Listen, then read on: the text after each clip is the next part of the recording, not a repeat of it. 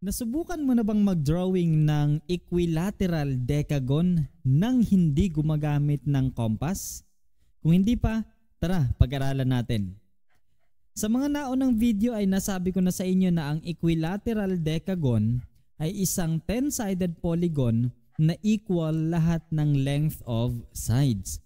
At sa video ito ay i-construct natin ng isang equilateral decagon gamit lamang ang ruler and protractor. Hindi tayo gagamit ng compass. And at the same time, i-consider din natin yung length of sides na ibibigay sa atin na naka-indicate din sa problem.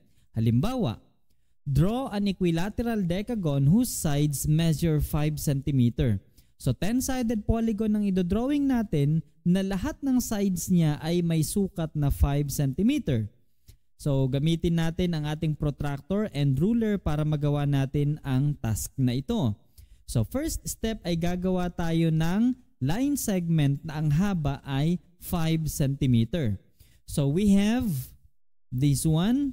Make sure na yung alignment ay talagang 5 cm lang siya. And after doing that, lagyan natin ng label yung first endpoint which is point A and this will be point B.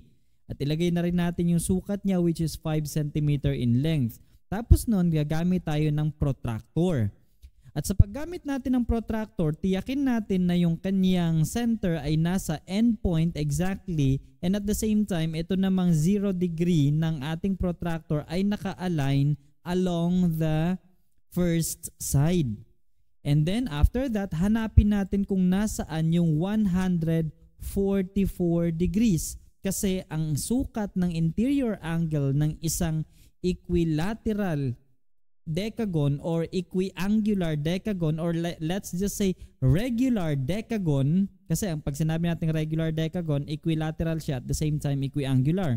So the measure of all interior angles of a regular decagon ay 144 degrees. So nasaan banda yun? Nandito. Kung ito ay 145, for sure yung katabi niyang guhit, yan yung 144 degrees. So lagyan natin ng marking dito sa 144 degrees. Ayan. And then ganun din gagawin natin sa kabilang endpoint. So naka-align na ng maayos and then hanapin natin yung 144 degrees. Nandito yon. So lagay natin yung ating marking sa 144. Tignan nga natin. Okay, exactly. That is 144 degrees. And then gamit ang ating ruler, i-connect natin o gumawa tayo ng pangalawang side na ang haba ay 5 cm kasi yun yung nasa instruction ng ating problem. And then make sure na yung corner ng ating ruler ay naka-align dito ng maayos sa endpoint and at the same time, i-consider din natin yung ating markings. Ayan, para hindi tayo magkamali. Dapat naka-align yan. And then magke-create tayo ng line segment na ang haba niya ay 5 cm only. So gawin na natin yon. So from this point up to 5 cm. Okay, walang problema kung hindi na natin naabot yung ating marking katulad nito. Kasi hindi naman umabot sa or hindi lumagpas sa 7 cm yung ating side, given side sa problem. So hanggang dyan lang talaga siya sa 5. And then ganun din gagawin natin dito sa kabila. Okay, so ayan, yung corner ng ating ruler and then naka-align sa ating marking. Then gagawa tayo ng line segment na ang sukat ay 5 cm. Okay, so tapos na yung ating third side. Gamitin ulit natin yung ating protractor at i-locate natin yung 144 degrees ulit. So nasaan banda yun? Andito yun. So if this is 140, this is 150, ito yung 145. So nandito sa tabi ng 145 ang 144. So lagay natin dyan yung ating marking. Check natin. Okay, yan. Exactly. 144 degrees. Ganun din gawin natin sa kabila. And then yung yung protractor, yung alignment ng side at ng protractor, i-consider nyo lagi yan. Dapat naka-align yung 0 dito sa may side na ginagawa nating reference and then bago nyo hanapin yung measure ng interior angle ng decagon. So nasaan yun? Nandito yun banda. So lagyan ulit natin dito ng marking. So this will be 144 degrees. And then gamitin ulit natin yung ating ruler. Okay, so from this point sa end point ng second side natin going to 5 cm length So that will be like this. And then ganun din dito. Ayan.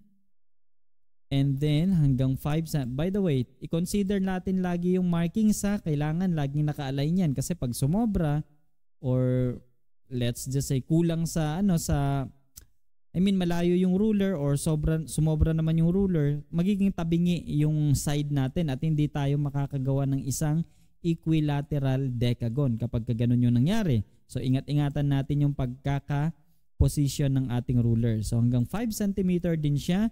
And then repeat the process gamit ang ating protractor.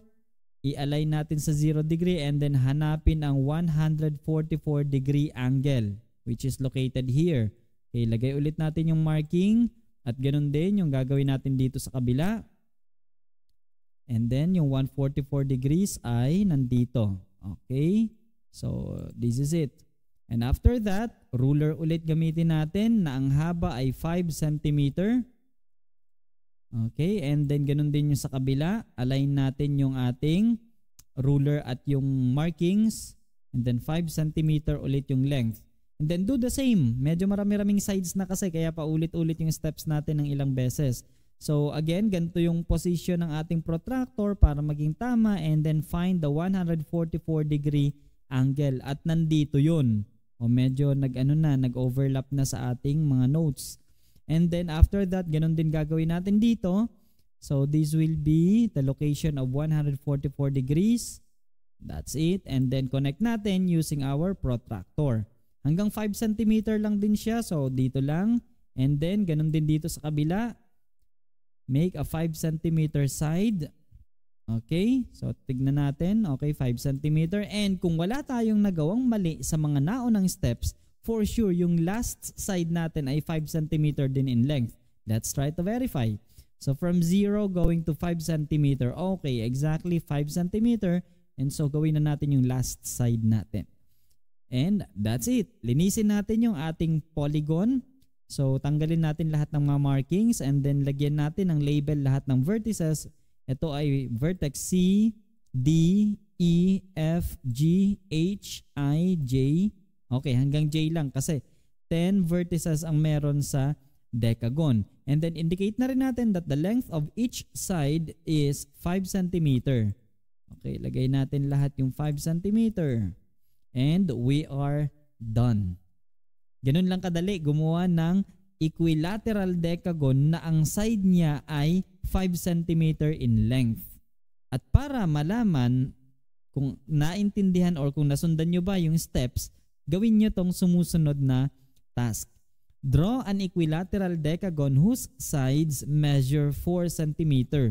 O medyo mas maliit-liit lang to ng konti kasi yung example ko ay 5 cm. Dito sa gagawin nyo ay 4 cm only. Okay, I hope you learned something from this lesson and thank you so much for listening. Have a nice day.